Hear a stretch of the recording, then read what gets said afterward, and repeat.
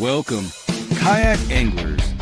You are tuning into the Paddle and Fin Podcast Network, kayak fishing's best network of shows with great hosts covering all things kayak fishing, bringing you special guests covering topics such as shore fishing, river trips, gear reviews, angler profiles, tournament news, and more. Sit back, relax. Let's do this. Chasing the 20-inchers Susquehanna River podcast is proudly partnered with these great companies. Railblazer, think outside the tackle box. The Chegan brand, the official brand for smallmouth bass. Kayak Kushion, for them long days on the water. Ken's Jigs, need a custom jig? Don't look any further. Thanks for watching, and welcome to the show.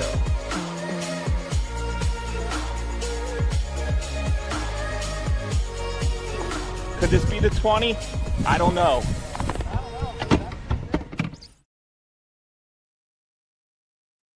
What's up, everyone? Welcome to Chasing the 20-inchers, the Susquehanna River podcast. Right now, it looks like Sean's going to be a little late.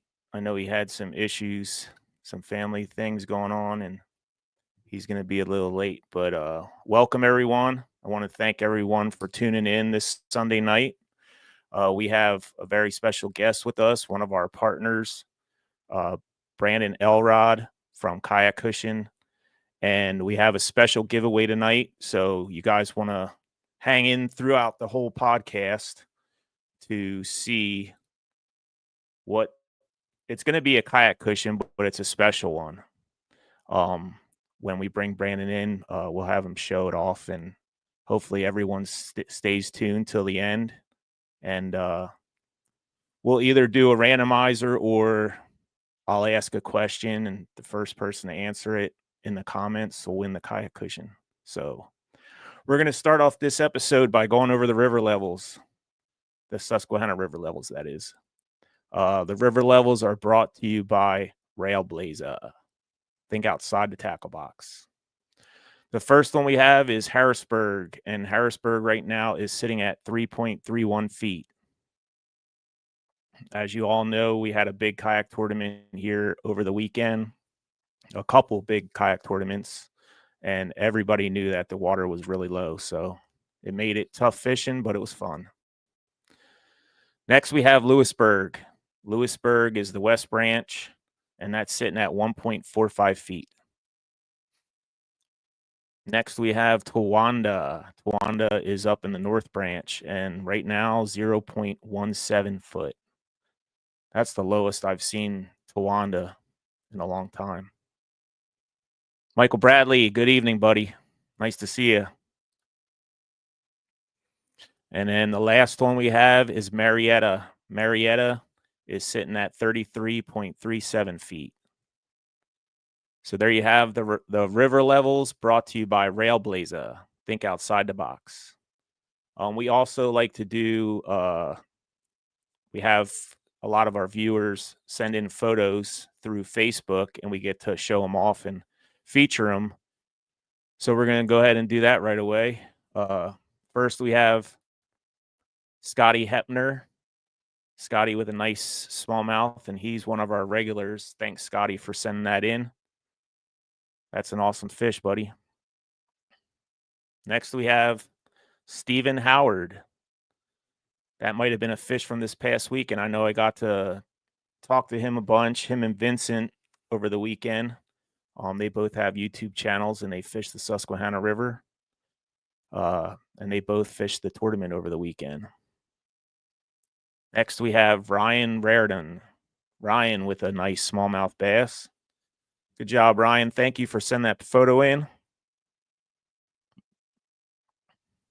Next, we have, I don't know where that photo came from, but Carlisle Esterly. Maybe that's that'll be my 20-incher someday.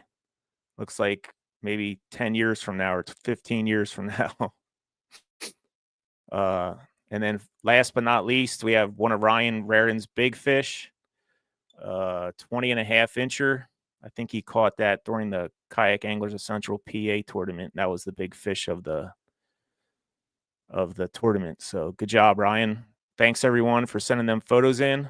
We didn't have many entries this week, but I know a lot of people were probably chilling after the big weekend we had. So the guys that did send them in, we appreciate it. We appreciate it very much. And keep sending them in for the podcast. So I guess since we'll be waiting for Sean, I don't know when he's going to be hopping on, but we're going to bring Brandon in here. Everyone, welcome Brandon Elrod to the show. Brandon, how you doing, buddy? I'm doing good. Thanks for having me. Good. How's the weather down there? It's actually pretty nice today. Kind of felt folly. Went and paddleboard this morning, took a rod, so took the dogs out, and it was nice. You can tell fall's right around the corner. It hasn't been too miserably hot, so yeah, it was an awesome day this morning. A little overcast. Nice. Well, why don't you kind of introduce yourself? And I mean, I did introduce you, but tell the people who you are, where you're from, just a little bit of history about yourself. Yeah, no problem. I'm out of Chattanooga, Tennessee. Owner of the company, founder of it, Kushion Company. Graduated from UTC Chattanooga. Anatomy and physiology, exercise science, bachelor's. So that's my background. That's kind of what makes this whole thing go together. That background history and ergonomics and the human body, stuff like that. It's been kayak fishing over 10 years, grassroots, bass, fly fishing, trout, saltwater. Got a couple other projects working on in the company. Born and raised in Chattanooga, Tennessee. I live about a minute from Chickamauga Dam on the Tennessee side. Oh wow, so that's awesome. Yeah, it's where Wheeler won that tournament. Where he fishes is about 50 feet from the boat ramp. So it's a nice location. I wish I got to do it more. As most people know, being in the outdoor industry, you don't fish as much as you'd like to back in the day. So yeah, that's just a small overview of where I'm from. Background's mostly in ergonomics. That's my ergonomics and sales. Those have been my two professional careers. So, yeah. I mean, that's perfect for what you've done with this company to have that background. Yeah, and being on pro staffs in the industry, it helps you understand the good, the bad, the ugly, how people want to be treated. You know, the ugly truth of the side of kayak fishing and recreational angling and just recreational paddling. Yeah. So, what like fueled the fire for the Kayak Kushion? Yeah, it's so about 6-7 years ago, I was working in ergonomics and injury prevention, and that's what got me into kayak fishing with some guys that've been doing it a little while. And we had a night derby, and I'd never had a back problem, knock on wood, in my life. I'd never had an issue. Thank God. Try to take care of myself and stretch and, work out. And the second day, it just locked up. I was in a sit-in, and it had a seat on it from a brand, but it's pretty rough. It had the pinch. It was a really bad position, and I just had to get out of the bank on the bank. And I was like, "There's got to be a better way." It was a gel, more of a gel cushion, and I was over there stretching, and I mean, I fished. You could call it fishing. I was casting, but just doing the whole, just like, oh my God, doing the whole move everyone does, and yeah. Well, I spent the next about 2 years coming up with a design of, how can I implement knowing what I know and finding the right material without sacrificing integrity of quality, durability. I mean, we're rough on all of our gear and equipment, and the sun is. I tell people it's undefeated. You leave anything in the sun, doesn't matter what it is, it's going to get damaged. So I played with just a normal foam to, see the cheaper route, just a foam, and it just collapses or doesn't give you any support. It just flattens.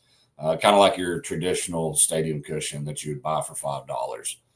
And then I tried gel. I was like, all right, gel, let's see what this does. And then we ended up having some people study the heat buildup, the circulation, all the factors that does, pressure points. So gel, I didn't like it. It just gave you swass, as some people call it.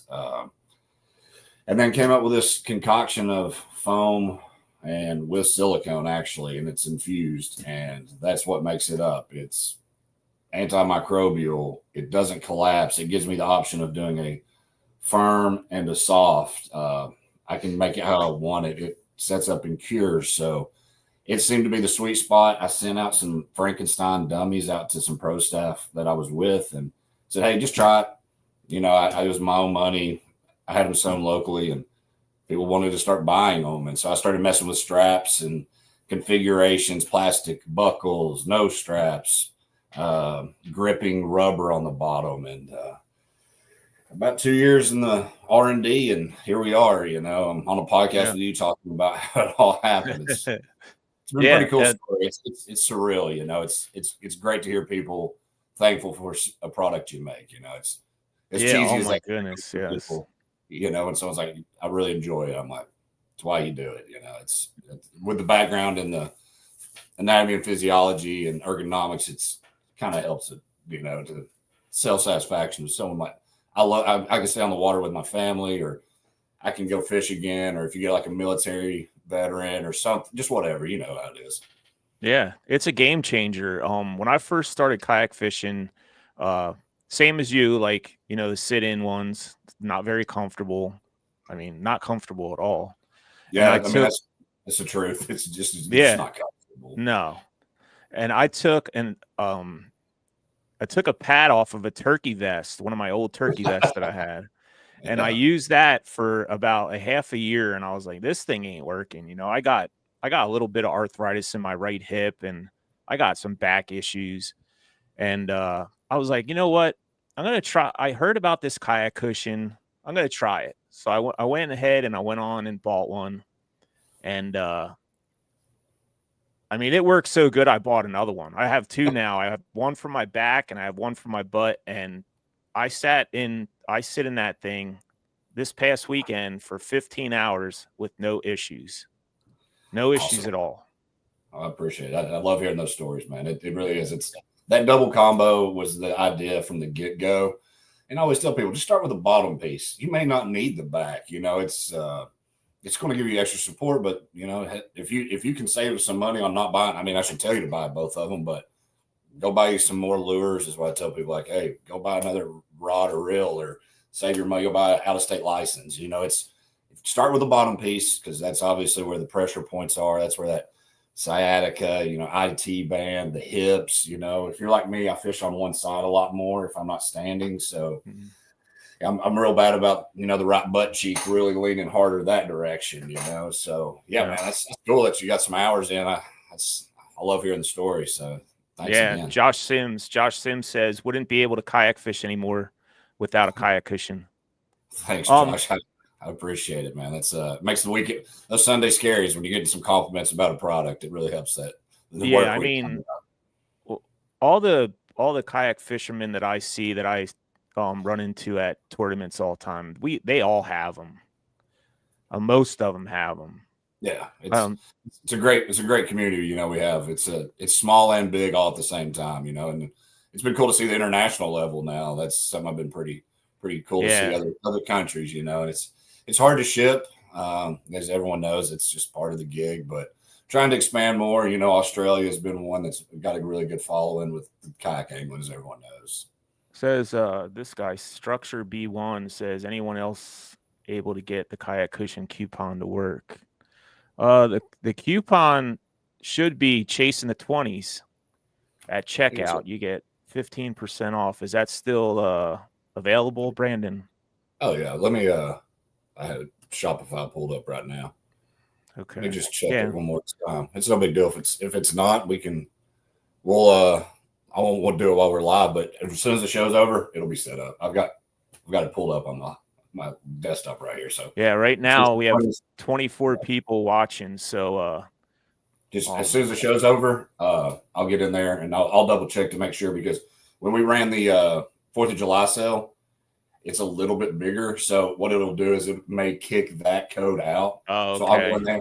Yeah, and I'll go in there and double check it, and it'll be live. It's no problem. I mean, it's me. It's not like I've got to go to to someone else to set it up. So yeah. So why don't you tell the folks that are watching all the products, all the different products that you sell, because it's not just the regular kayak cushion. You have a bunch of other stuff too.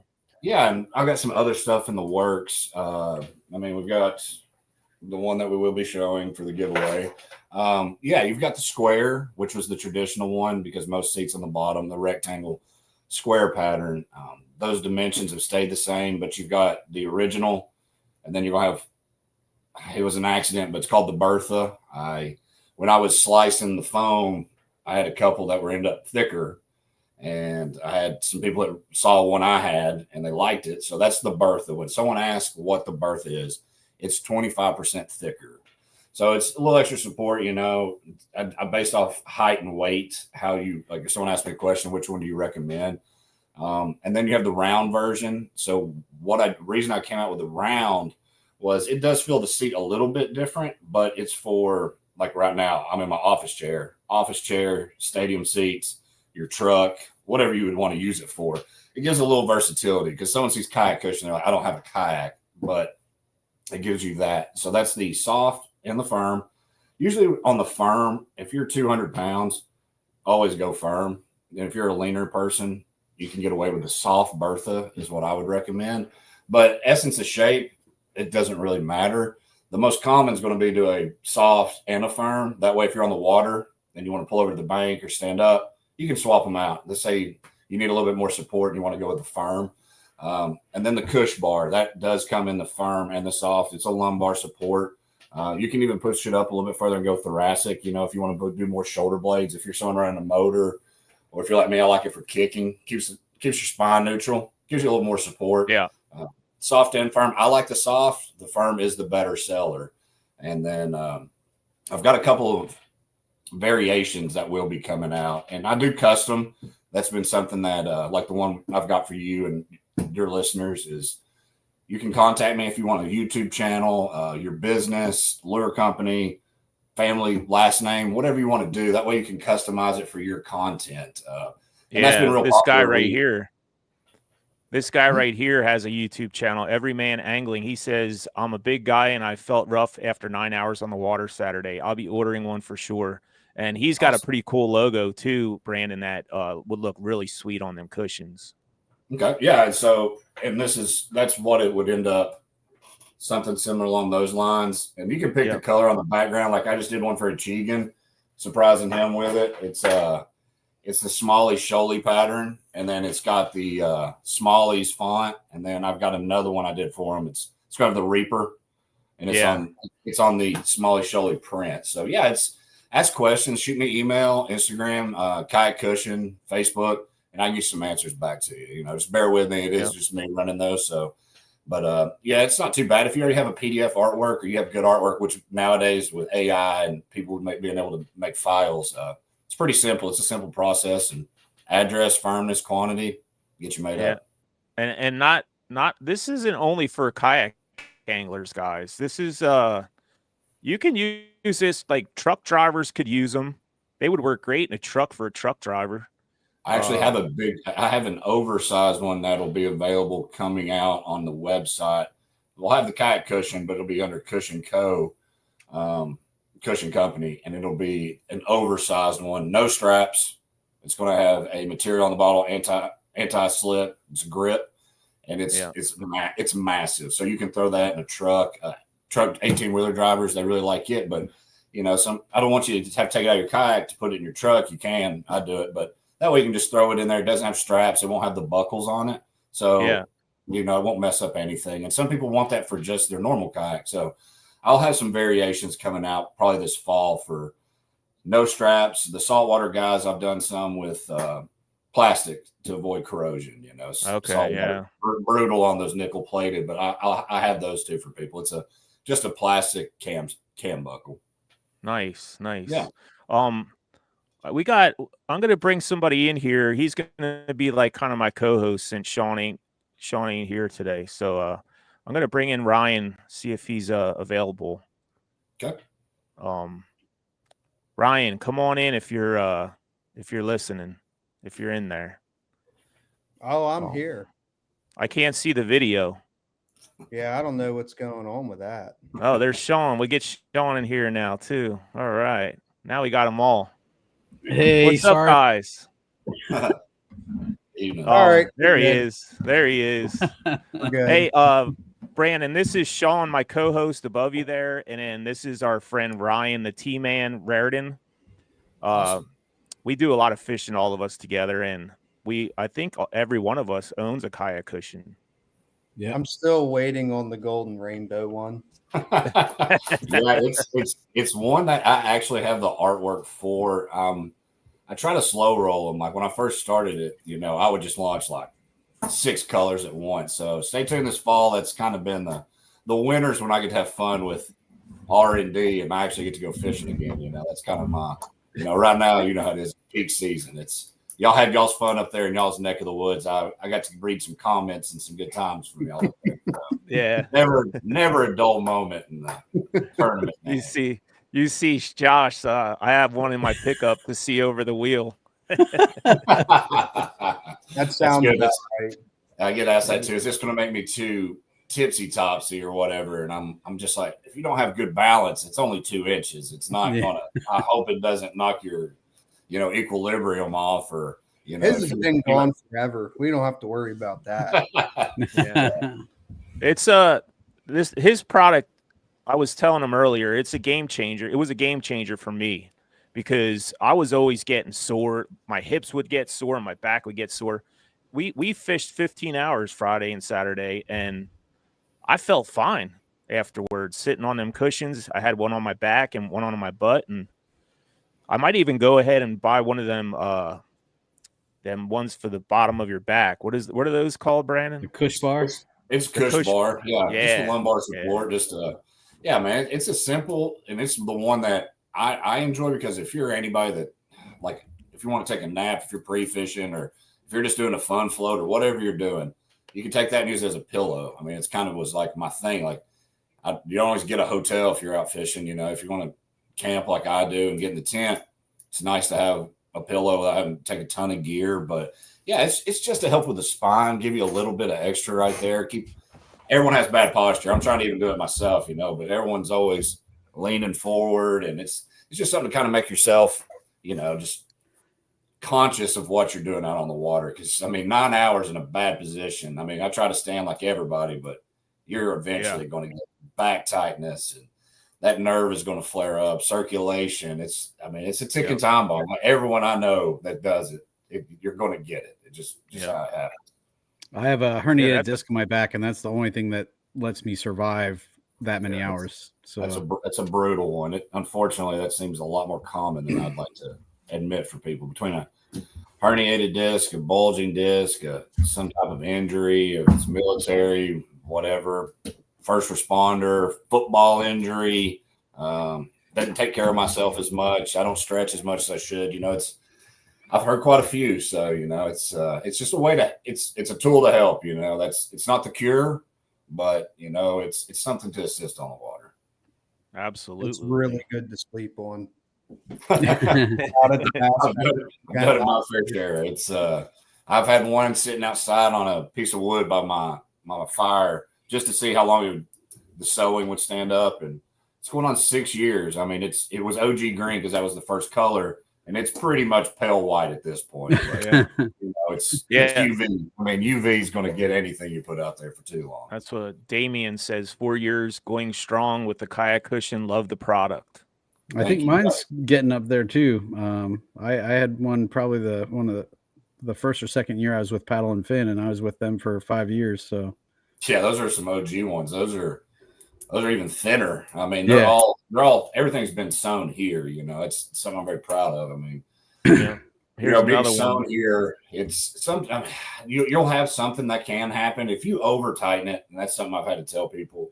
It's going to tear, man. If you have your blue jeans on, you pull your belt too tight, you're going to blow out your Levi's. It's just you got to cinch it tight. That's why I use expensive cam buckles, just tighten it up. You don't have to wrench it like it's your kayak with a strap on it. So that's what I tell people. But yeah, it's being sewn, in the States, it's really made a difference. I tried it another way, but being able to offer, durability. I mean, y'all said 15 hours in 2 days. Yeah. The first models I made in the stadium cushions I bought to try to see if that would help. I mean, they were tearing apart. I mean, you could just take them and pull straight apart. So thanks, guys. I appreciate the compliments. It's always nice to get those product. All right. When you use a product and you believe in it and it helps you, it's a pretty dang good product to have.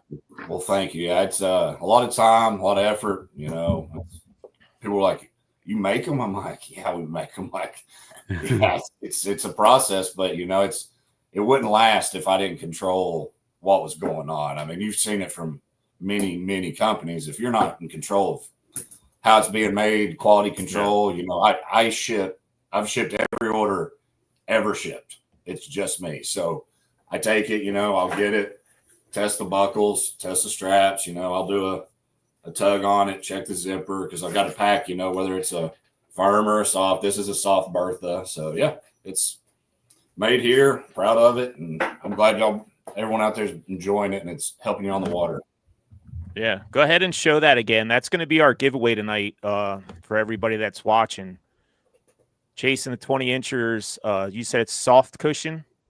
Yeah, I mean, I could if someone whoever wins it, if they want to get with me, I use a soft Bertha myself, and I had this one in my truck for our giveaway just so it fills it out. But if someone wants a firm, man, I'm going to the shop in the morning.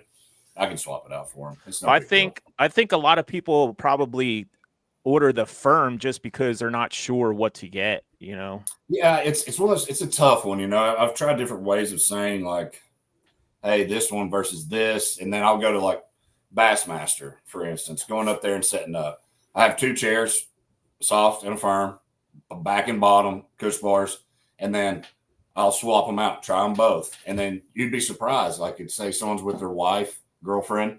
She may like the firm. The guy may like the soft. So that's why I don't even tell them to get with. I'm like, try it. And then I'll tell you which one it is. You won't be able to tell unless you sit in it. And then I'll be like, that's a firm, that's a soft. So you are correct. The firm is your big seller because so many people are running motors. So many people are logging serious time on the water now. If you're just a weekend warrior and you like to go fish a couple of hours, you go with the soft. You can get away with it. If you're a leaner guy, the soft, but firm, that's going to be the people that are really spending some water time. Looks like some people want to order that one that you just showed. Josh, just stick around to the end. You might win that one. He don't. Yeah, and what we can do is this. You nuts? he always wins. This happened with I donated some for the Kerr County flood victims down there that Duke Tran put on, and donated some to him just to give away, whatever could help, and actually had people wanting to order it, and people not even from Texas, some from Texas. So if someone's interested in this, they can get with me and you, and we can do a run. This is an easier process that I've invested in. They can get with me, tell me what color they want the background. That'll be no problem. It was one for me and you. Like we said, we wanted to do a giveaway, so we'll. I like the color. Yeah, I got the dark. The graphite. Yeah, it goes with about everything. Seems like everybody likes that color. It's one of the first 4 I ever did. Yeah, I have I think it's like a dark blue is the one I have, the Chasing the 20s. You have the midnight blue is the newest color I offer, actually. Yeah. I just did that one this year. Yeah. Every Man Angling, he says, I'm closer to 300 than I am 200. Do I need a Denny short stack of them, or can they handle the hefties? So that's funny you said that. I have quite a few buddies closer to the 3s than the 2s. And locally, I tested that because the cover being the same size, I can actually get 2.5. I've had a 2 3/4, which will support that weight. It's I've seen people do double, that if they have like y'all have multiples, you can stack them. But if you reach out directly to me, shoot me a message. I have some in the shop from how I have to slice the foam that the bottom cut will sometimes yield a thicker one. So Yeah. I will just go ahead and do a 2.5, 2 3/4, because if someone being right here on Chick, local person, hey, you got a thicker one. So I usually have some around at the shop. Nice. So yeah, I mean, for everybody that's listening, if you get a hold of Brandon, he can do some custom stuff for you. Yeah, just got to ask some questions. It doesn't hurt to ask me, because I mean, I've got other dyes at the shop. There's some other pieces. I mean, I can do a soft and a firm. I did that for somebody where I did an inch and an inch. I did a soft and a firm, and then they could flip it, but having straps and buckles because no one wants it to fly out of their truck or vehicle going down the road. So yeah, you can just take the insert out and work it in there. But it's just got to ask a question. It's here to get you a solution. I'm not here to tell you, oh yeah, this is going to work for you. I'll try to give you you give me the details. I'll try to find the best equipment for you. Yeah, awesome. Yeah, I seen you were also down at the Bassmaster Classic with your products. Yeah, I've done 3. I did Knoxville. I went out to Oklahoma, and then Fort Worth. I already signed up for Knoxville again. So yeah, I'll be up there. I'll be back up in Knoxville for this Bassmaster. We have a good showing. It's a big deal. I try to support it that they have our sport. If some people complain about it, but I think it's incredible they even give us the platform. And Steve-O lives 10 minutes down the road from me. So, it's any way you can get up there and shake some hands, people coming up to you like, I love the product. I think it's worth it. Some people will be like, other companies don't even do it that are way bigger, but I enjoy it. You get to see all the people you're fans of and people in our community that have cool channels like y'all guys. So it's I'll be there in Knoxville again. Yeah. Awesome. Yeah. I will say that event there this weekend, 3-hour motor run Friday. They gave us that extra 2 hours. Did not stop to fish. Straight motored 13 miles. Wow. That's covering some water. Wow. For a kayak. That is, yeah. How was your battery after that?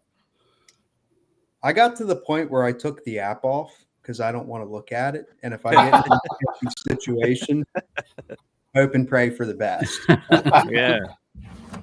Yeah, I don't blame you. It's just like, well, I can always just pull out on the side and hope to God I can figure it out. But yeah, 13 miles is nuts, dude. I mean, that's a chunk.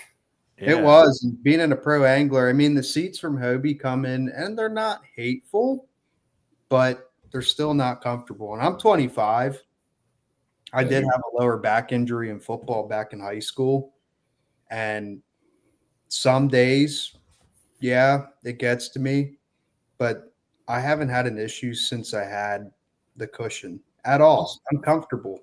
I can sit in that thing all day, motor around, pedal around, and I don't have any pains, and for being in it 3 hours straight on Friday, that it goes a long way. Well, I appreciate it. Yeah, I know exactly what seat you're talking about, exactly what boat, because I got one sitting out there, and yeah, it's one of the better seats, I would say. Like, they're all have gotten unbelievably better in the past since I've had this going. So, but yeah, I mean, everyone's like, if you get on socials, which you have to, but well, I don't need it. I paid this much for it. I'm like, guys, that's great. Then you don't need my product. But if someone wants it, I'm just trying to say, you try to help them. So yes, it's all the old towns, Hobie, New Canoe, Bonafide, all of them Crescent have great seats. It's just, if you want to improve it, because most of those seats weren't made for guys doing 13 miles down the Susquehanna. I mean, like, for real, that's not what most of these boats were intended to be for, Well, Josh says 13 miles is child's play. Uh-oh. He is one to talk because he will pedal around. I was going to say he covers some water too, for sure. For being as short as he is, though, I'm shocked he can move them pedals as quick. Yeah. Hey, Brandon, child's play. I think that's pretty impressive. Yeah, I think so too. I got to get you in contact with Sarah from Blue Mountain Outfitters and get some of them cushions up there for sale in her shop, because she doesn't have anything like that up there. Yeah, we'll hook up after this, man. I'll text you.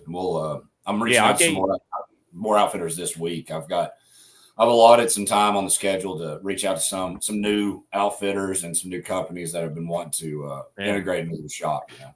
I mean, she's located right on the Susquehanna River, so I'm sure she could sell a crap ton of them. That's a tough shop to have. You know, that's a tough location. Yeah, that's I don't know if you know, but we had a pretty big tournament up here this past weekend on the Susquehanna, the Power Hour and Kayak Adventure Series, and then they had some other PA Bass Nation. It was like four tournaments at once. Yeah, it was nuts. It was pretty nuts, man. I think altogether was probably about 150 anglers.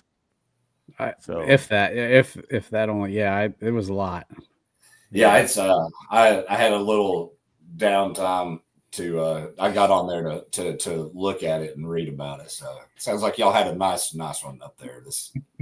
All I'll say, it just seemed like it had the fireworks as usual for that many things colliding. I mean, it's something. We're gonna get into that a little later after the giveaway. But right now we're gonna take a little commercial break, 30-second commercial break. So y'all just hang on, and we'll be right back.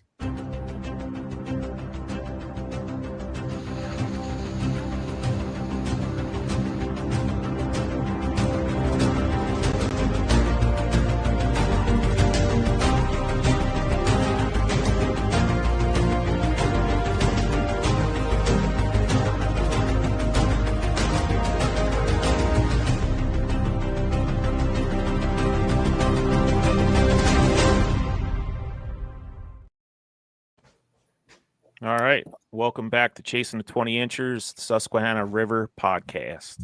Brought to you by Railblazer. Think outside the tackle box. We got Brandon Elrod from Kayak Kushion here, my co-host Sean Lavery, and the T-Man Ryan Raridan. We were just talking about Brandon's kayak cushions that he has and how much of a game changer it helped so many people in the kayak industry with back pain and stuff like that. And we want to thank you for coming on, Brandon, and making such a great product. Sean, do you have randomizer? I do. How many people do we got? We got 21 people watching live. So what we're going to do is you guys get in the comments and type in Kayak Kushion. And then we'll put your name in a randomizer and we'll give this bad boy away. Let me go up. I'll be right back. I'm going to go grab a pen and a paper to write down all the names. All right. Just give us a second while he's doing that. What do you think, Ryan? How was your weekend? How'd you fish? You know, this was one of those weekends that I wish that I was pissed off and hungover. I guess it didn't go that well for you. You know, I made that 13-mile trek. And mind you, I get to that boat launch. Christine Fisher, Russ, Guillermo are all there.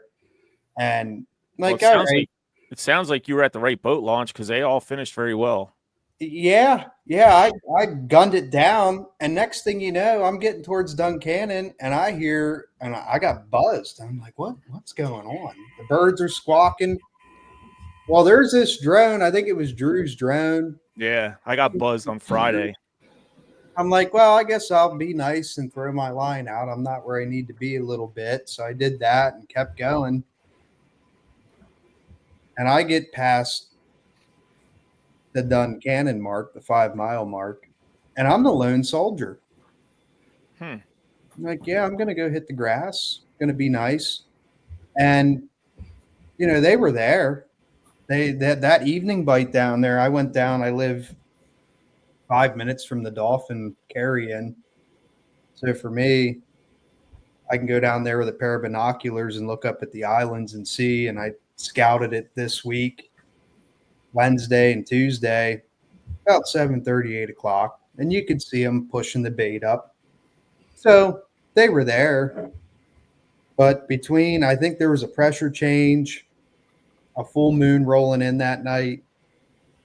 They weren't acting right. Yeah.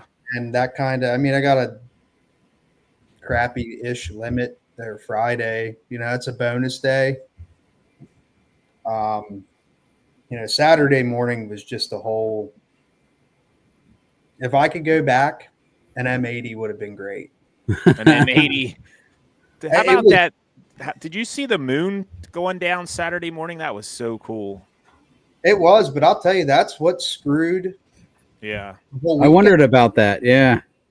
It did. I mean, I'll be honest. I put in, and everybody went up, and I'm like, all right, I'm going down. There was almost 20 guys at my launch, and I went down. Knew where the low water was going to be behind the islands. Jumped out 5 minutes before lines in. I'm quiet. It's still kind of dim, and it looked like the fall with piranhas. They came up, and they weren't really eating the topwater baits.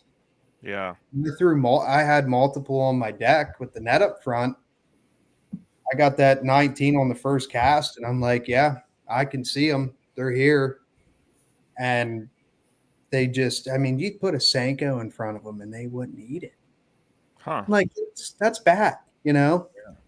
I hooked one that was, I'll put it to you this way, a walking style bait with 3 treble hooks. It was a bass, sight casted at it, put it right on his head. And it's a JDM product. I think it was a Teckle Slesh Knocker, whatever it was. I should have looked at the hooks. They were a little bit more thin than what I would have liked. Oh.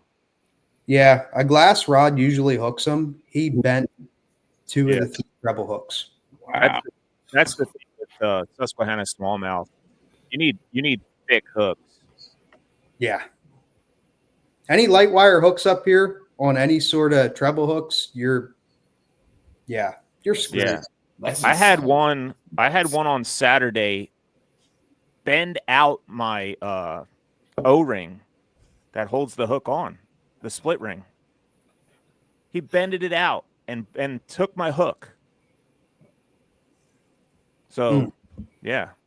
I mean, that's Change all out I your have. That's change what I out hear your from split everybody. rings too. Yeah. Yeah. I remember Jordan Marshall. I was on with him on a podcast, and he's talking about it. I'm like, that's a whole. It's just dinosaurs. It sounds like up there. He was up here.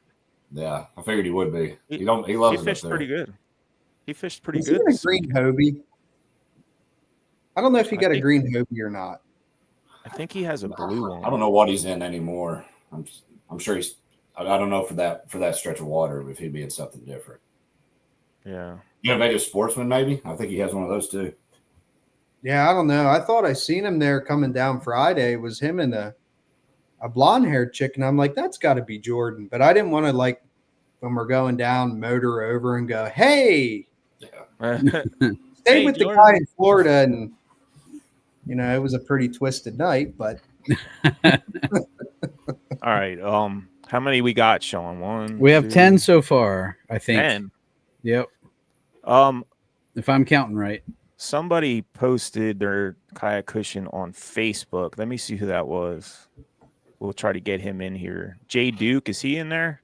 No. Yeah, Jay Duke. Put him All right. in.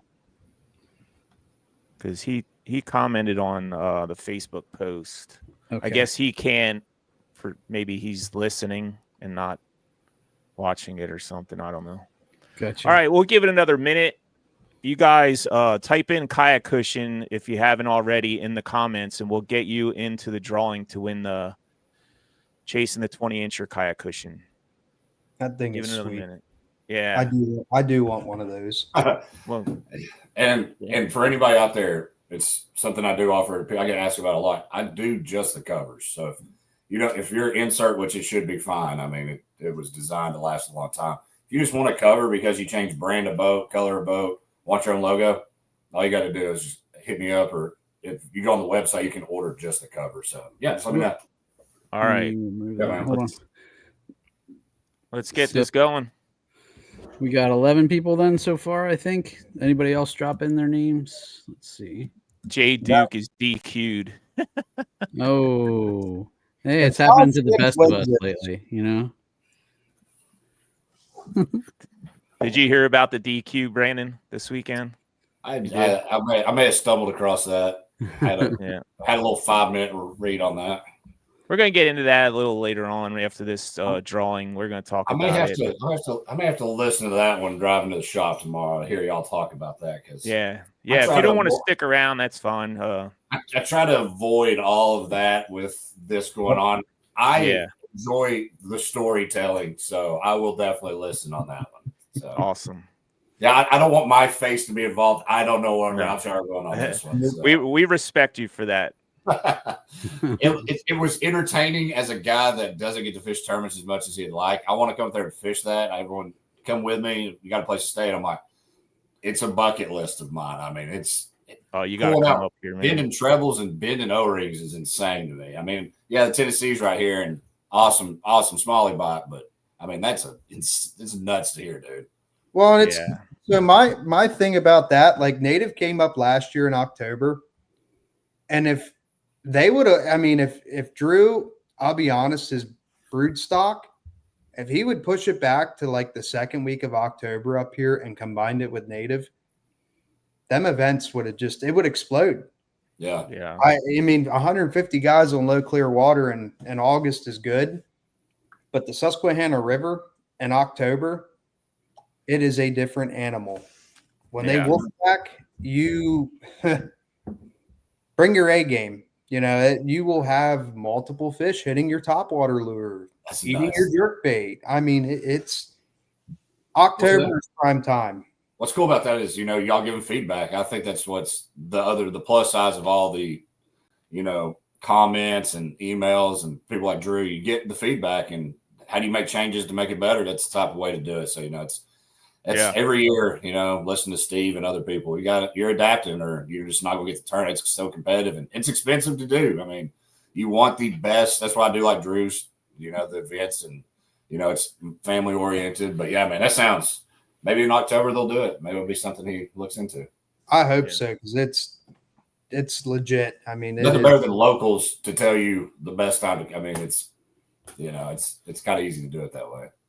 Or Bassmaster. Bassmaster should come next October. They'll be back. I think they saw how successful it can be. Yeah. All right, Brandon. Let's do this giveaway, and then we'll get you out of here. All right. So go ahead and give it a spin. Wait, that says 11. Is that enough? I think we have 11 with Jay Duke now. Okay. Let's give it a spin. All right. Good luck, everyone. Don't be Josh Sims. Don't be Josh Sims. Number 5. Number 5. Who's number 5? They're listed as Structure BE1 on there. Okay. I'm not sure who it is. He's the one that said the code wasn't working. So there you go. That's what I just sent you a Facebook message just to make sure exactly how y'all want that typed in because I'm just going to delete the old one, put the new one in.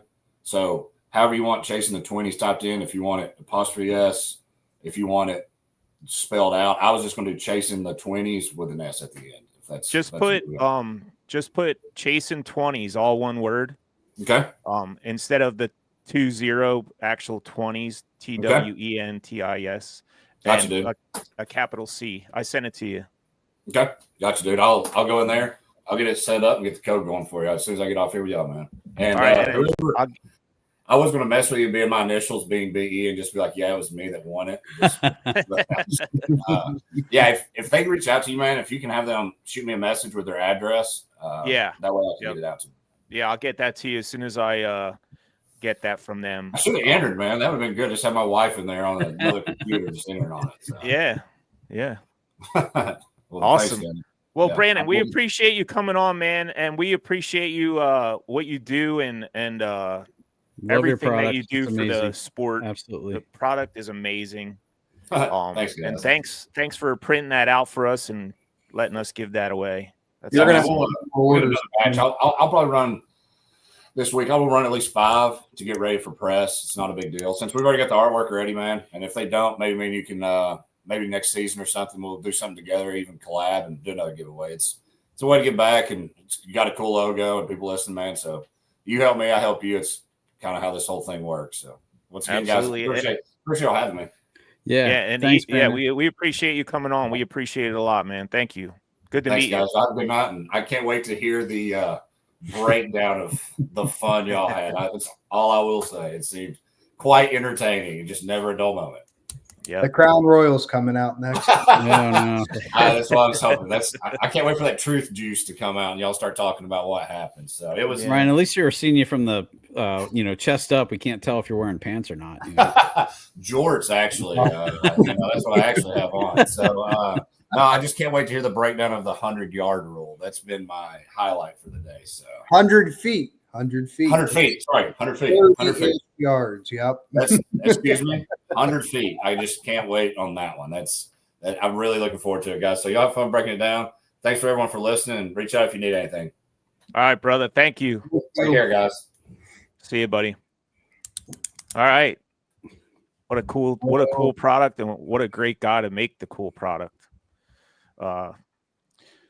So Structure B1, you're going to have to contact me and give me your address, your name, your address, and I'll get that to Brandon, and he'll send that out to you. Contact me through Facebook Messenger or YouTube, whatever you want to do, whatever you can. Steven says he wants Structure BE1 to pick his lottery numbers for him. Yeah, that dude always wins stuff. I think I seen him on other podcasts winning something. He said he wins his giveaways too, so just has luck with them. That's cool. Nice. Congrats. All right, well, you guys want to get into this a little bit? Talk about what happened over the weekend. Let's first start off with Ryan, you were talking about your fishing and how horrible it went. Mine was total opposite of what yours went. Like, my Friday sucked. Like, I caught 2 scoreable bass. One was a 12 and some change, and the other one was a 16 and a quarter or 16 and a half. I was so excited for Friday night because I thought it was going to be fire. I thought the topwater bite was going to be on. It was going to be like, just cast wherever you want, and there you're going to get smashed. And it was total opposite of that. I couldn't get a topwater bite. I had caught one fish on a topwater, and it was a 12-incher. The other one I caught on a Ned rig. So, Sean, how was your Friday night? Similar. I started off with an 18 and a half, and I was like, all right, sweet, this is going to be all right. And then it went downhill from there. And I had a 16 and 3/4, I think. And then the size went down drastically. And then eventually all I was getting was 10 inchers. And it was a grind to get those. It was weird. Definitely not what I expected. And especially with like a full moon coming, I thought, man, the stars are lining, this is going to be amazing. And then it just didn't happen that way, at least for me. So, I talking to Steven, I know he caught a lot of numbers, and I didn't even have numbers. It just was not what I expected. So, yeah. And what, like Ryan was saying, like how his day went and stuff like that. My Saturday started off really slow, and then I found something like around noon, and I started catching them. And I wish I would have found it and maybe an hour earlier, because I would have been in contention with the no limit part of it. I think I finished 172 and a half or something like that. And when I left at 3:00, they were still biting. So if I'd have found that another hour earlier, I probably could have put up another 50 inches or so. Probably been in the top 10 for that. That would have been cool. That would have been really cool. I only caught 2 scoreable fish for it, so won't discuss that. One of them was a 19, though, wasn't it? Didn't you catch a 19? First cast. Yeah. That's kind of bad luck to catch a fish on the first cast. That's what they say. I never seen anything like it. Like in the fall, you see them where they wolf pack and they're shallow and they're dumb. Yeah. The only like logical explanation behind any of that, for at least me, they were beat up. The bait fish spawned super late. So they're only yay big. They're not, I'll say, 1.5 to 2 inches where you can get away with a smaller plopper or walking bait or a buzz bait. But even like midday, they're in the grass where you could find water going through and you could see them. I spent probably till noon, roughly noon on Saturday walking. Yeah. Mm. Were you spooking fish? I wasn't even getting to the point of spooking them. No. It was, I'll be honest with you, a yellow trout that's been in the water longer than 2 months would have been easier to catch than these fish. Wow. Yeah. It didn't matter what you put in front of them. Like usually you run a plopper down on the edges and at that point they're pissed off and they're going to hit it. They wouldn't move. Mm-hmm. So I took, I downsized Senkos, downsized flukes, and I'd put it down and drift it down, wouldn't budge. Put it on their nose, wouldn't budge. I don't, for me, I'm going back to the drawing board on that because I've never encountered that. Every time that I've ran into that, I can figure out something to get a bite. Yeah. And at 12 o'clock, I'm like, well, I'm screwed. So I'm going to go sit on a ledge and throw a Ned rig. And it just small fish after small fish. And I knew at that point, like I'm toast. It's okay. Back to the drawing board. Plenty of time to figure stuff out. The way that the weather's looking, it's going to keep dropping. It's going to get, and I do like low, clear water. But with the amount of pressure that was brought on this week, and this is no offense to anybody that came up and pre-fished or anything, but when this water is up and you have a stain and you have flow, they're dumb. Yeah. They will restack on different points, different fish. When this water is like this, there is a certain amount of fish that will move up and do what they do. And you have certain fish that stay deep. But when you beat the spots up for 3 or 4 days before a big event, you're not going to get the fish. And I've kind of adjusted to that myself, where at this point, I pre-fished a little bit after work. I didn't go out and, I didn't want to sit there and just start beating them up. Yeah. That's the thing with this river. It's almost like a lake at this time of the year where it's low and clear. You can't go out and just beat them up and decimate them and think you're going to go out and hit these big numbers. A lot of the people that, at least from what I've seen driving up Saturday morning, that they went down below the boundaries because them fish were not pressured, Mm-hmm. And with the way that everything was played out, everybody stayed up. Nobody really hit the north branch and the west branch. And the number side could have been one on the north branch. Yeah, I almost went there on Carla and I talked about that Friday night when we went to bed, and I was like, I wonder if I should make a drive up there, but there's a couple different options we talked about, but that was one of them. There is a lot of fish up there, and there are some giants. Yeah, it's a different, but you look at this whole river system and it's just different. It's not normal. I told Carla I was a little, scared of going back up there because that's where I found the body last year. So I was like, we can stay away from there. Oh, Sean, you should have played a lottery ticket that night. I'm going to grab another tea, boys. All right. The tea man's got to get her done. Go refill, brother. Yeah. Yeah. Low and clear. Last year we did really good. Mm-hmm. This year is just, I don't know. Like I spooked so many fish, so many big fish on Saturday, and I was 50 to 100 yards away from them. And I could what? I never threw the gizmo. I said in the morning I was going to throw that, and then I never tied it on. Yeah. I wonder if that would have worked. I don't know. And I probably would have worked. I think I lost that dragonfly lure when I left early. It was not in my pack when I got back got home and unloaded. So it's probably laying up there at Halifax. So if anybody fishes Halifax in the parking lot and they find a blue dragonfly topwater, it's probably mine. Anyone throw a weightless fluke? I threw a weightless fluke a lot. I did. Yeah. I know a lot of people have threw flukes. But the real question is, did you nose hook it or did you? I nose hooked mine. I was gonna throw the munchie, but I never did. I had it in my cup holder to tie on, and then I never got to it. Yeah, it's been a weird year.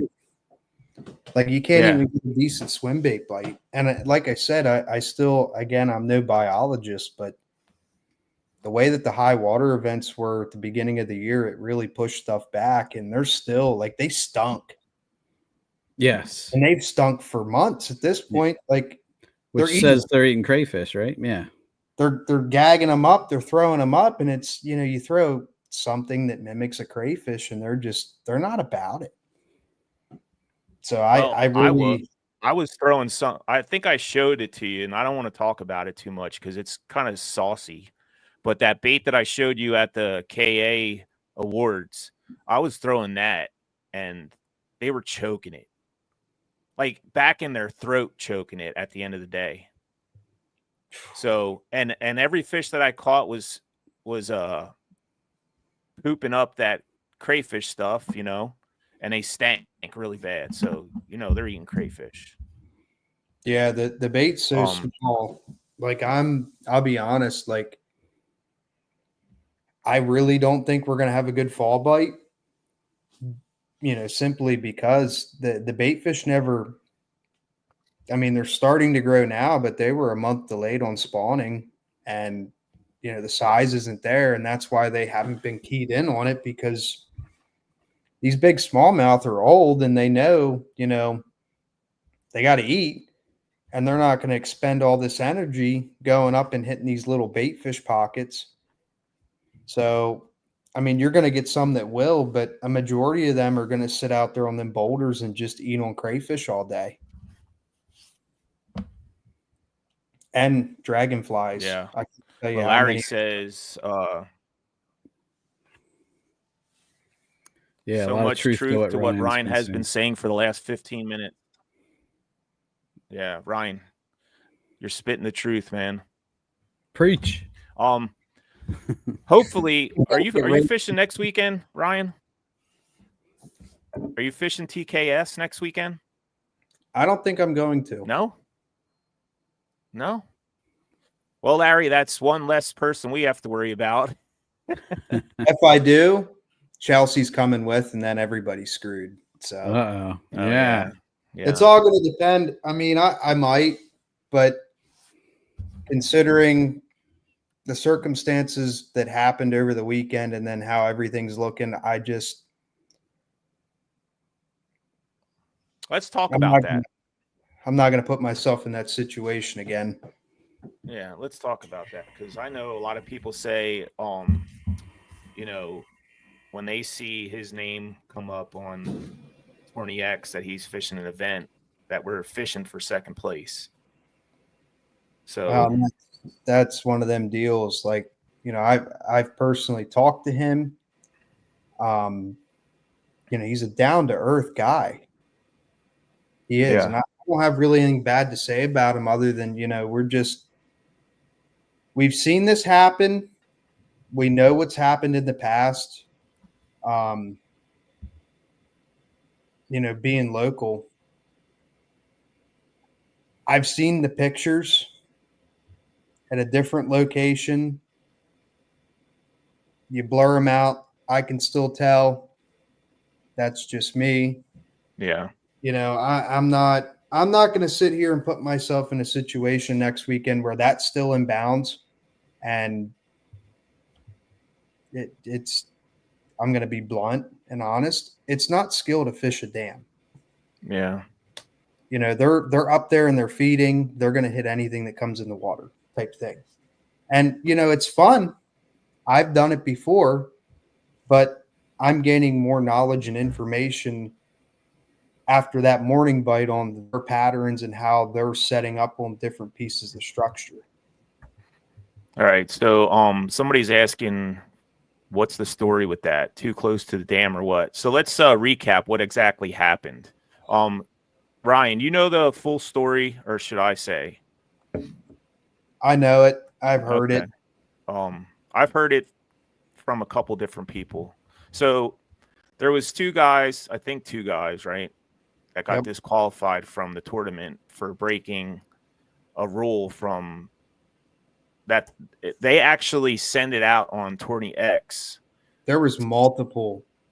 I don't know. I think it was between, don't quote me, I didn't go back and look, but between 5 and 7 messages that were sent out total. For staying 100 feet away from the dam, which is also is a state law. It is a state law, and I know that I don't want to say names or anything, but a fish ladder was casted into and was too close to, and that's a big. That's a no too. And just with the way everything was laid out, Yeah, so the guy, one of the guys that got disqualified had 102 inches. Would have won the whole tournament. Would have won, I don't know, I guess he signed up for all the tournaments. He would have won over $10,000 probably. Give or take. I think it was closer to 12. Don't get me. I was going to say, I think it was if you count everything up, yeah. Well, I mean, and if that would happen to me, I don't know what I would do. Yeah, that's hard. I would be wrecked, especially in a situation like that. And this is just me personally speaking. I would be in the same boat of distraught, trying to say, and trying to plead a case, really. Right. And which I think he did too. He made a post, something about he was measuring a fish, and that's the closest he got to the dam. It was 94 feet or 92 feet or something like that. And I mean, they say 100 feet, so you're still breaking the rules. So, I mean, things happened. I talk to him every once in a while, and he's a down-to-earth dude. And I always wonder, like, does this dude ever have a bad day of fishing? Because I know I do. I know we all do. But it seems that he doesn't. I mean, he's catching them all the freaking time. So, we feel sorry for them guys. I feel sorry for them for losing all that money and stuff, but you got to follow the rules. You got to follow the rules. I will say, though, this. He did come at me, which, okay, all right, I spoke a little bit, shouldn't have done it. But in his defense, Pennsylvania law does require to have everything marked with buoys, okay? Now, there are signs there, but let's think about this in logic for a minute. I mean, it's in the book. Everybody gets a book every time they buy their license. Whether or not you look at it, that's on you. Okay, so this is where I'm going to be the middleman and go, here is this and here is this. The book states that Pennsylvania law, 100 feet away from the structure of the dam. Now, sometimes you can't tell. Most times you can. You can see where the wall comes over, and then you add, depending on the water level, a couple inches to a foot. But that stuff is supposed to be marked by buoys from the Fish and Boat Commission. The signs that they put up, the only way you're going to be able to physically read them and see them is past the 100 feet mark. Agreed. So, yes, Fish and Boat didn't do their job, which they're busy. I get it.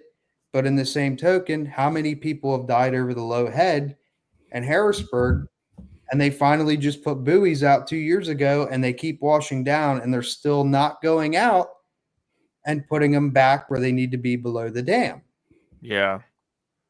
You look at down there at the fiber dam, And okay, it's not very big. I get it. You go down to the next dam below there, and everything is marked clearly. The fish ladder's marked, everything. That wasn't marked with buoys. I drove over that Thursday night on the way to awards. I had to hit the bait shop. There's really no buoys out there. No, I didn't see any either. So depending on, what he does, he can fight that with the state on that end, because I do know that there's going to be action taken. There was photos and videos. Laws were broke. I get it. But I'm going to be the middleman, and I don't want to take shots at the guy. I do like the guy. He came at me. I'm not going to sit there and be the bad person. Yeah. But in the same token, we all have a responsibility to read over the booklet that they give us every year. They do change stuff, and they're not going to make it publicly announced. That's how they are. So the aspect that I'm seeing out of this is, and just the feedback that's coming back right now. If I don't know if he's listening, but my words of wisdom at this point is don't lash out and just sit on the back end and let it blow over. He's a good fisherman. He is. Do I think he's done stuff before? I'm not going to go into that. People have had their opinions. It's in the past. We don't want to go over the past. We're in the present. Yeah, I was going to fish there. I was going to Yeah. fish there, and I'm glad I didn't, because that the way that current moves around, it could push you into that less than 100 feet without even knowing. If you're measuring a fish and you start going towards the dam, your head's down, you're taking pictures of the fish, and all of a sudden you're 20 feet from the dam, and you don't even realize it until it's too late. Yeah, I'm kind of glad I didn't go up there. There's a lot of safety in it. I mean, you look at some of these, and I'll test. I've done it. I've been up to them. Yeah.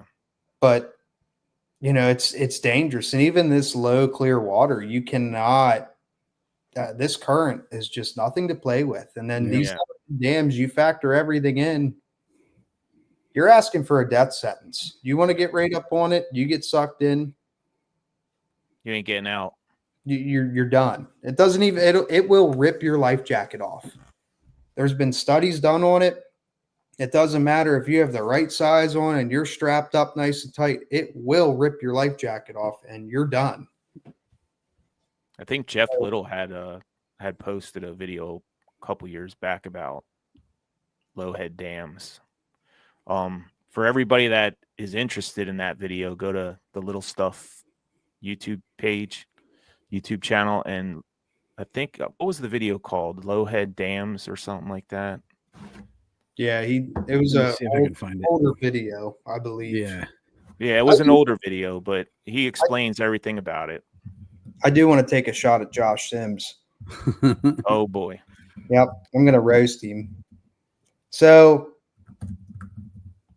you fish that bad on day one, you get an award for just finishing better, Josh. Participation trophy. He called me because I messed up my ankle walking around. I got to the boat launch. Oh, that's a problem. It's all swollen, so it's all wrapped up right now. He goes, you wouldn't believe what I did. I said, what'd you do? Oh, I won that dark horse tackle. I jumped up the most places. Wow. I was like, okay, so you got a participation trophy, He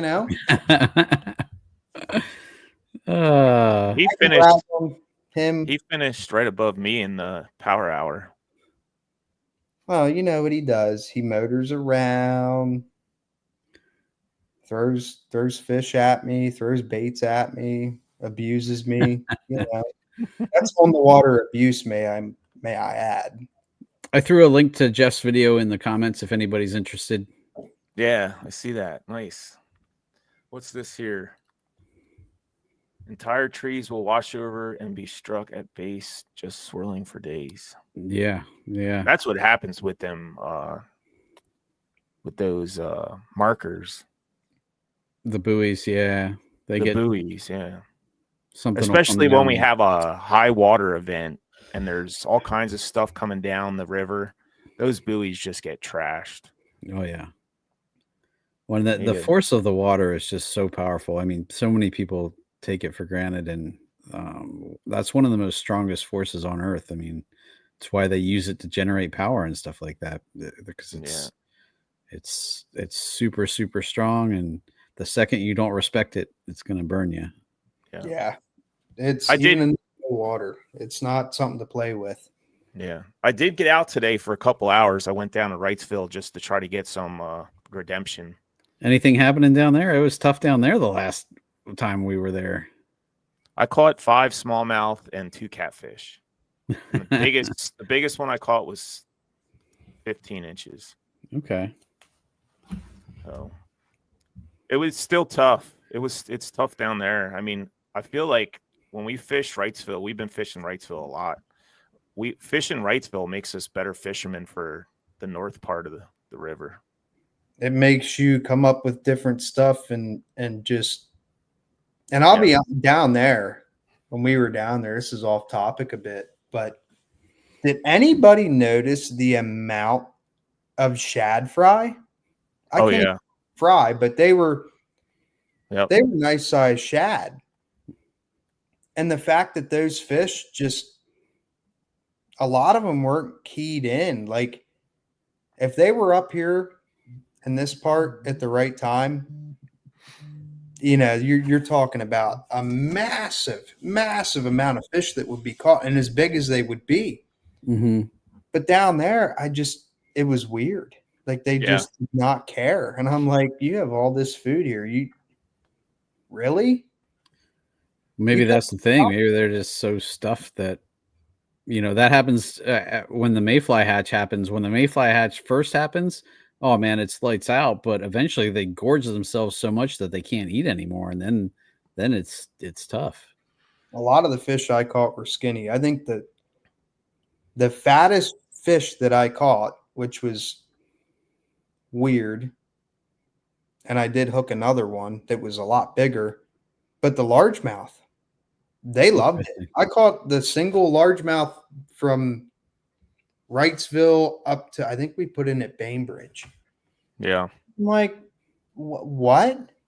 Then I'm going down through fish, and I hooked and it was big. It was big. So they knew, eat the shad, be lazy like they are. The smallmouth, they just didn't care. They were all long and skinny and just doing their own thing. Yeah. This year's been really tough down there. It's definitely been a weird year. Yeah. I think it's really been tough everywhere. And I know that when MAKBF came up, our central event that we had, the Middle Susky, I'm going to go off on a limb again. Scientific theory. Again, no biologist, just a tea biologist. The tea man.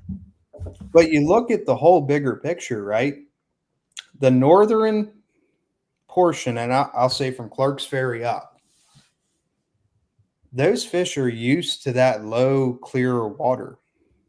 You get below Clark's Ferry, the Juniat is iffy. You get a rain event, it's up. Those fish from there, and I'll say the whole ways down through even Wrightsville, they get a little bit of stain, dirt in their water, and they're going to town. Mm-hmm.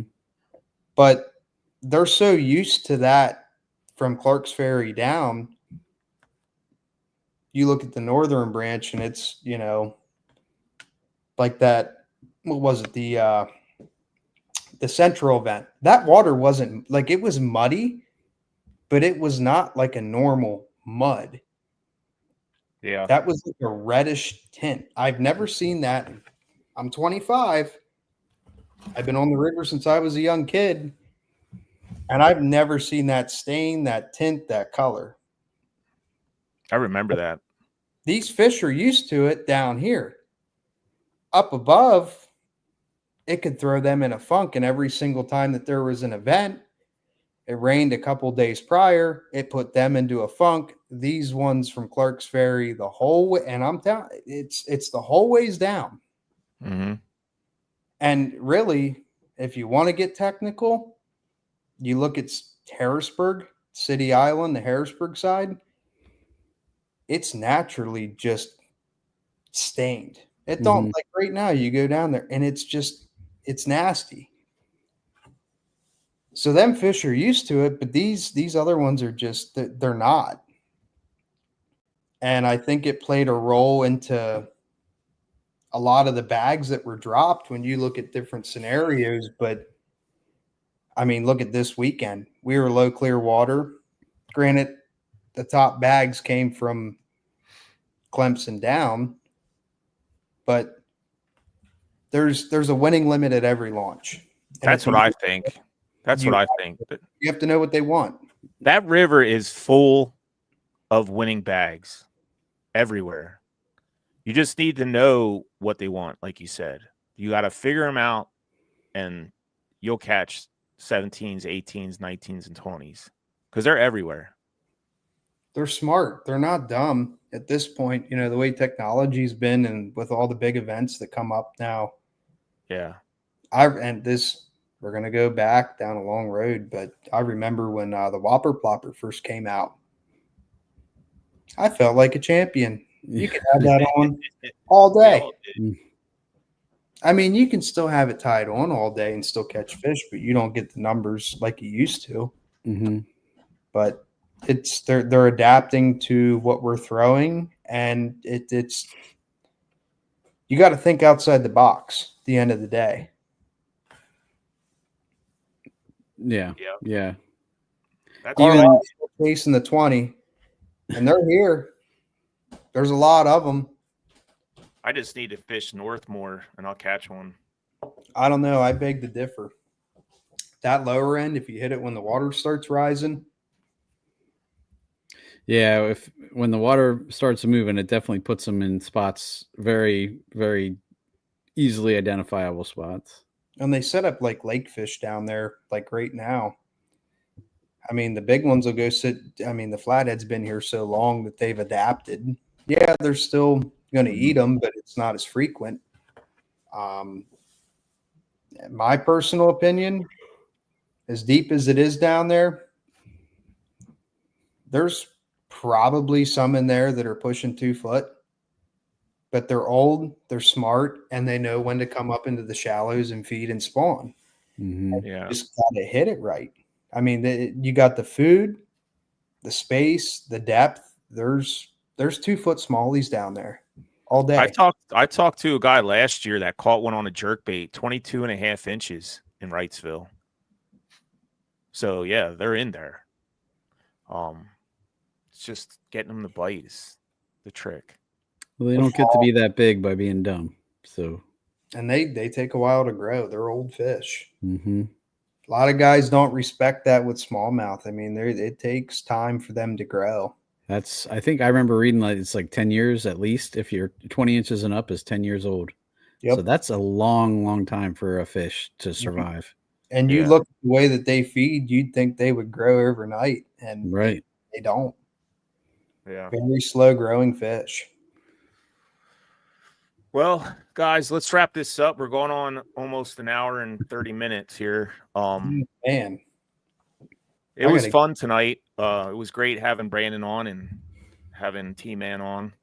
I just want to say I don't want kayak tournaments to turn into what happens with Bassmaster and stuff like that with drama. I really liked what Mike Reinhold said in our he said, hey, you acknowledge that something happened and then you let it go. If you just keep stewing on it, it's only going to be bad for the sport. So yeah, and that's what I wanted to do tonight. I just wanted to, talk about it because some people didn't even know what happened.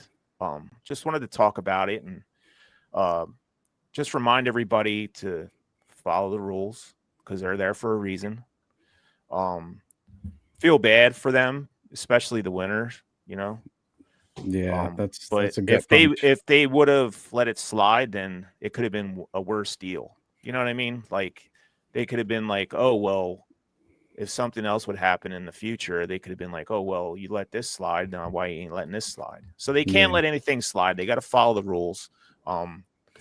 Let's not make kayak fishing one of those sports that has a lot of drama in it. Let's not do that. We're sorry for everything that happened, and I had a fun weekend. I don't know about you guys, but I had a really fun weekend. I got to fish all weekend long, and I caught a bunch of fish. I got to stay with that. Adam Milstead stayed here, so we had a little bit of fun there. Oh, nice. Man was in action. He finished pretty well. I seen. He did. He was. He didn't get out here till 4:00 Friday to put in. He worked a half day, so wow, definitely rebounded and came out. And good job. That was good. I do want to say a couple things. We have the Team Kayak Series coming up this weekend. So if you're interested in that, I don't even think you need a teammate. You might be able to fish it by yourself, but it's a 10 fish limit, 2-day tournament, Saturday and Sunday. I think it's $109 to enter. You have to be a member. It's a $25 membership fee. So that's coming up this weekend. And then we have our last event for Kayak Anglers Central PA coming up on Pinchot. So I think that's September 6th or something like that. And then the final event one of the final events for me anyway would be the Susquehanna Classic. That's SFT Susquehanna Kayak Fishing Classic. That's going to be on September 20th. The winner of that tournament will get $10,000 if we get 150 anglers. So you guys out there, don't forget about them tournaments, and we'll see you on the water. Be safe. Thank you so much for coming. Guy just commented, first tournament. I'm going to break you off here. I don't know what his name. I seen it pop across. He's discouraged. I see it right here. Hold on. I want to touch on that real quick. Killer Max. I'll be honest with you. There is drama in every series. You just have to put your head down and grind it out. The bigger events that draw the big names into town is where things are going to go wrong. I will personally tell you that kayak anglers, totally different ball game. Everybody is down to earth. They will help you out. They'll give you the shirt off their back. Yeah. Don't be afraid to get into it. You know, you will have guys that will break rules and try to be slick, and they're going to get caught. Don't let this one event discourage you from getting into it because of one guy. Yeah. Well, I should say two guys. There was two guys disqualified from that. Stuff happens. That's why stuff is reviewed. That's why there is a protest period. If there is a problem that you find and nobody else agrees with you, bring it up. That's what the directors are there for. That's why there's a panel of people to go over stuff. Yeah. All the anglers are supposed to police everybody, because the tournament director can't be everywhere all at once. So we're his eyes and ears for him. When we see something wrong, then we're supposed to tell them. And it's not that we're being snitches or anything like that. It's what we're supposed to do. You're protecting the sport, really. Yeah. Don't let this discourage you, man. Yeah, no, not at all. For every one person that's, a little, that has questionable motives, we'll say, there are 100 people that are super nice and do everything right. And like Ryan said, they'll give you the shirt off their back. I've met some of the nicest people I've ever met doing this. And that's the thing. I would be, without having done this, I would never have met those people. So I really can't say enough about our community. It is an amazing group of people. I'll say, not even men. There's women too that are great. Yep, absolutely. That's the thing, Killer Max. Don't give up on kayak fishing, man. You're going to meet so many great people. You're going to learn so many different things. Just do it. And if something happens, and something's always going to happen, no matter what sport you're in or wherever you are in life, something always is going to happen. So don't let it discourage you. It's a great sport. You're going to meet a lot of great people, like I said, and don't give up. All right, guys, let's close this out. T-Man, thanks for coming on tonight and speaking the truth. You're the man. Thanks, dude. Ryan. Good to have you on again, brother. Thanks, guys. I appreciate it. All right, Sean, close it out, buddy. All right, guys. Thanks again for tuning in. We appreciate you, all of our listeners, and you guys make the show. Keep the comments and the pictures coming. We love having you. And until next time, we will be back with another amazing episode. But have a good night, guys. Oh, See you know you what? guys. See ya. Thank you for tuning in to the Paddle and Fin Podcast Network. We hope you enjoyed the show. Don't forget, for future shows, like, follow, share, and hit that subscribe button. Make sure you check out our individual channels and accounts too. Want to be a guest on one of our shows and talk of adventures, gear, or products? Contact us. Thank you for watching The Noob Show with Matt Gibson, Chasing the Tide with Dustin Nichols, The Rusty Hook with John Rapp, The River Run with Adam Fraser Pross, May Contain Fishing with Daniel Woodcock, Chasing the 20s with Carlisle Esterly and Sean Lavery, Friday Night Bites with Brian Schiller. Thanks for tuning into the Paddle and Fin Network. Subscribe and always wear your PFD.